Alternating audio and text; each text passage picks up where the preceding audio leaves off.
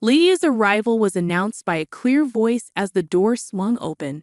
Hearing her name uttered by Quinn, I froze, wondering who could be there. But the confirmation came swiftly. It was indeed my sister, Lydia. Quinn continued calling Lydia's name repeatedly, and as I shivered, I snapped back to reality. Realizing the gravity of the situation, I knew I had to capture it on video. Quietly, I recorded the evidence on my smartphone and discreetly retreated. After a while, they emerged from the bedroom only to turn pale at the sight of me. "That's right," I confirmed. "I've sent the video of you two to Gabriel. Anyway, let's discuss what to do next among the four of us." At those words, Lydia's face paled even further. "What do you mean?" she asked, her voice trembling. "Just what it sounds like," I replied, holding up my smartphone. "I have the evidence." "What have you done?" My sister's frantic reaction was immediate, and then she lunged at me. "My name is Linny, a 45-year-old housewife with twin boys in the 6th grade. Twins run in our family, including myself and my twin sister Lydia. Despite being identical twins, our relationship was more rivalry than sisterhood. From childhood, I was always compared to Lydia, who was perceived as cute and affable while I remained shy and reserved. This dynamic fueled my deep admiration for Lydia, but she seemed indifferent to me, often manipulating situations to her advantage. Throughout our childhood, Lydia always took the lead while I was left with unwanted roles. Whether it was in games or school plays, her influence overshadowed me. Despite my efforts, Lydia's manipulation persisted, reaching a breaking point when she tried to dictate my choice of high school. Standing up to her for the first time, I chose my own path, leading to a physical altercation that revealed Lydia's true feelings towards me. Despite the turmoil, I persevered in my studies, eventually achieving my goals independently. As an adult, I found solace in my career and met my husband, Quinby. Our shared background brought us together, and when he asked me out, it felt like a dream come true. "I actually like you, Lenny. I'd be happy if you'd go out with me." Hearing those words filled me with incredible happiness. I had feelings for Quimby as well, but I had never found the courage to openly admit such feelings. Unlike my sister Lydia, who exuded charm effortlessly, I lacked experience in matters of love from my school days. To believe that Quimby reciprocated my feelings was almost surreal. "I'd be happy to, thank you," I replied, feeling overjoyed at the prospect of being in a relationship for the first time. Since we started dating, I devoted myself to making Quimby happy, preparing meals and lunch boxes for him. Quimby began visiting my apartment more frequently, and it felt like we were almost living together. "Linny, I'll cook dinner tonight," he'd say, but it wasn't just me catering to his needs. Quimby was equally cooperative with household chores, and doing tasks together felt enjoyable. It made me believe that we could make a great married couple. 3 years into our relationship, we decided to get married, a decision that filled me with immense joy. However, there was one concern nagging at me. "You're a twin, right?" "I'd like to meet your sister," Quimby brought it up casually. Over the 3 years we'd been together, I hadn't introduced him to Lydia. Since our fallout in middle school, a deep rift had existed between us. But if we were to get married, introducing them was inevitable. When I finally mustered the courage to call Lydia after a long time, she seemed taken aback by the news of my impending marriage. She was busy, as usual, but reluctantly agreed to meet Quimby. Lydia hadn't changed since our childhood, still as condescending as ever. It fell upon me to be the mature one and humble myself. We arranged to meet at a restaurant, but Lydia, true to form, arrived late, dressed ostentatiously for the occasion. Despite our parents' efforts to smooth things over, Lydia continued with her abrasive behavior, bombarding Quimby with rude remarks. By the end of the meal, I was exhausted, but Lydia's comments lingered. As we left the restaurant, Quimby remarked, "Lydia's quite the character, huh? The opposite of you, Lenny." I forced a smile in response, feeling a pang of insecurity. "Maybe you should take a leaf out of Lydia's book," he added. "She's always smiling, good at conversation, and cute." If I'd met her first. I was taken aback by Quimby's comment. I had confided in him about my discomfort with Lydia, so his words were deeply shocking. Why don't you marry Lydia then? She even said you were handsome. I snapped back, feeling hurt by his jest. He quickly apologized, realizing his mistake. Sorry, it was just a joke. I'm glad I met you, Lenny. I don't have any special feelings for Lydia. Still reeling from his words, I couldn't dismiss the unease gnawing at me. Then you shouldn't say things that praise Lydia and put me down. It was a joke, Quimby apologized, but the shock lingered. I wasn't going to call off our engagement over something like this, but I hoped he understood. Quimby continued, but Lydia is a nice girl. It's not good to be jealous of your sister. Let's all get along as a family. Now we're adults, things are different than they were. Despite my reservations, I nodded along.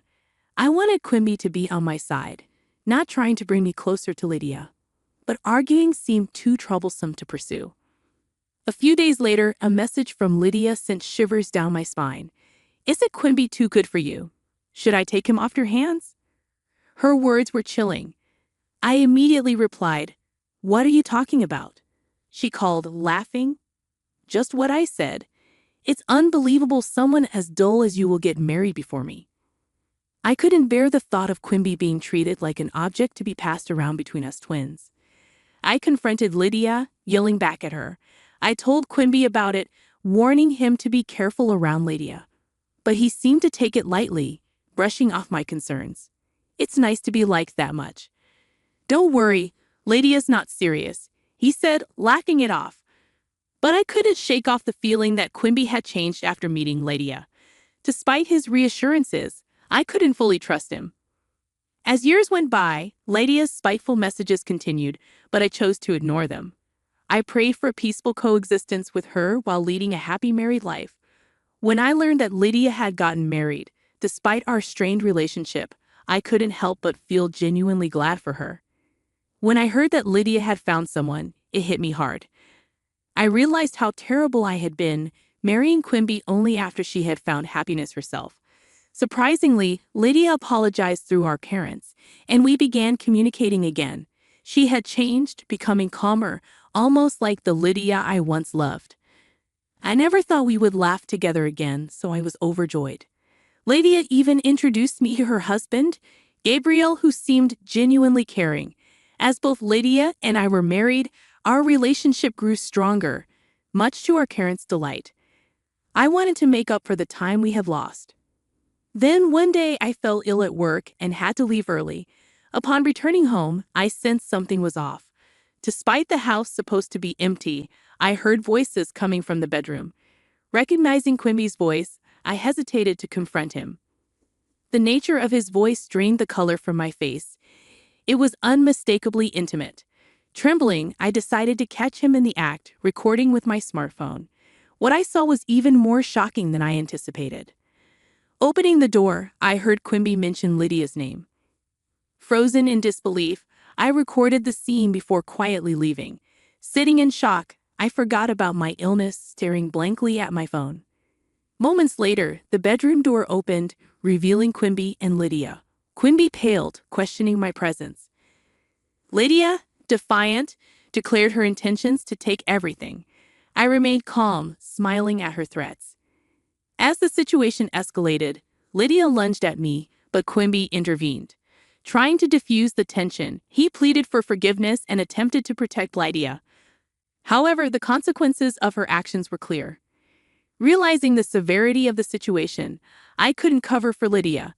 Despite Quimby's pleas, I couldn't overlook her betrayal. It was a harsh reality, but Lydia had brought it upon herself, knowing the risks. I retorted that it was too harsh, but as usual, Quimby rushed to Lydia's defense, further infuriating me. I shot him a glare, expressing my concern for Lydia.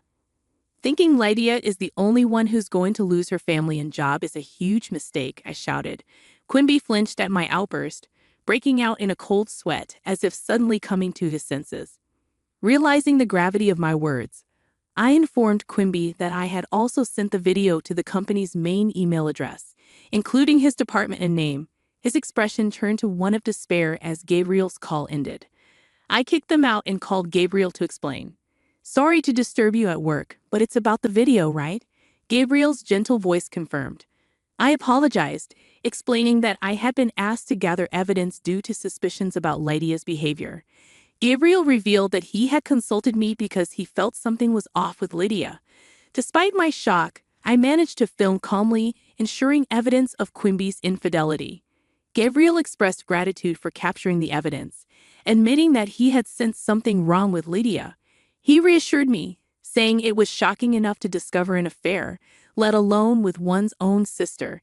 We agreed to talk another time, and I hung up, tears flowing endlessly. For the sake of my sons and my own future, I knew I had to be strong. That evening, when Quimby came home, I questioned him about Lydia.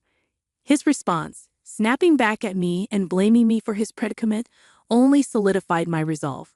Crying over a man like him was a waste of time. There's nothing to be done. Do as you please. You understand the situation, right? If we divorce. I firmly stated that I would be taking the kids.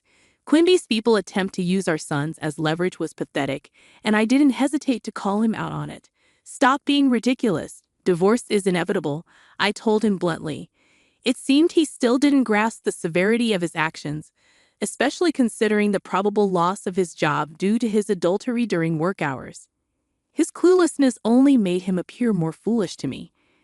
As Quimby pleaded with me to consider starting over and forgive his infidelity, I questioned him about Gabriel's concerns regarding Lydia's behavior over the past few months. His weak response confirmed my suspicions.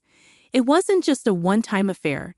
Dropping the subject, I informed my sons about Quimby's infidelity the next day. Despite their young age, they expressed their support for me without hesitation, which moved me to tears. We left to stay with my parents, who were shocked to hear about Lydia and Quimby's actions. My mother tearfully apologized for always making me endure Lydia's behavior and promised to keep their distance from her. From then on, I commuted to work from my parents' home. Quimby's incessant calls and messages pleading for forgiveness only served to annoy me further. His attempts to woo me back with declarations of love and fantasies of a happy family of 4 were laughable. I was almost fooled for a moment, but my son's laughter at his messages reminded me of their absurdity. Despite my reluctance, I eventually agreed to meet Quimby to sign the divorce papers at a cafe, following Gabriel's advice to keep the conversation calm in a public place. When Quimby and Lydia arrived, it was evident that Lydia had fallen out of favor with Gabriel, serving as a harsh reality check for her actions. As we sat down to sign the papers, both Quimby and Lydia hesitated, hoping to avoid the inevitable. But I stood my ground, reminding them of their betrayals and the consequences they faced. Eventually, they signed the papers, and I finalized the divorce with the help of a lawyer introduced by Gabriel. After our divorce was finalized, Quimby wasted no time proposing to Lydia, revealing his feelings for her from the start. Meanwhile, Lydia, who had genuinely loved Gabriel, was left abandoned and eventually lost her job too. When I asked Gabriel about it, he revealed that Lydia had been complaining about me to him for months, painting me as useless and extravagant. The realization that Lydia had gone to such lengths to set me up filled me with horror. It was a stark reminder of the lengths people would go to in order to manipulate and deceive others. I was taken aback when Gabriel apologized to me, admitting that he consulted Lenny out of concern for my safety. Never did I imagine that it would lead to such a drastic turn of events with Quimby. It's okay, it's all in the past now, I reassure him, though the weight of what transpired still lingered. We concluded our conversation, agreeing to stay in touch for updates on the divorce compensation and legal proceedings. As Gabriel explained, the burden of the substantial divorce compensation led Quimby and Lydia to marry and live together. Lydia, abandoned by her parents, had no choice but to reluctantly accept Quimby's proposal. It seemed she had no family left and felt compelled to marry him. However, according to the lawyer, Lydia couldn't accept her situation and eventually divorced Gabriel to marry Quimby. Despite my sympathy for the lawyer, who endured Lydia's abusive language during their interactions, I remained grateful for his unwavering support, especially with Gabriel by his side. Over the years, we continued to demand the divorce compensation and child support, and I relied on their assistance. 5 years passed, and while the wounds healed, the scars remained. Then, out of the blue, the lawyer contacted me, informing me that Lydia wanted to talk. Despite my reluctance, I reluctantly agreed to meet, accompanied by Gabriel for support. At the cave, Lydia and Quimby appeared solemn as they broached the topic.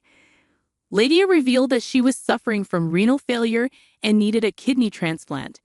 Quimby blamed me and Quimby for her deteriorating health, but I stood my ground, refusing to take responsibility for their actions. When Lydia pleaded for a kidney transplant, I was taken aback by her audacity.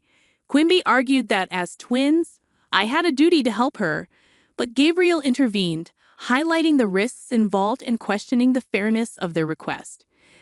Their pleas fell on deaf ears, and I left the cave, determined not to be manipulated any further. Despite their desperate attempts to guilt-trip me, I remained resolute in my decision. With Gabriel's support, I walked away, leaving them to face the consequences of their actions. While I couldn't forgive them, I hoped they would learn from their mistakes and find a way to move forward. As I continued to live happily with my family, I kept in touch with Gabriel, who had become a trusted confidant. While he harbored feelings for me, I wasn't ready to reciprocate them just yet. For now, I focused on my sons and their well-being, knowing that someday I would find the courage to pursue my own happiness once again.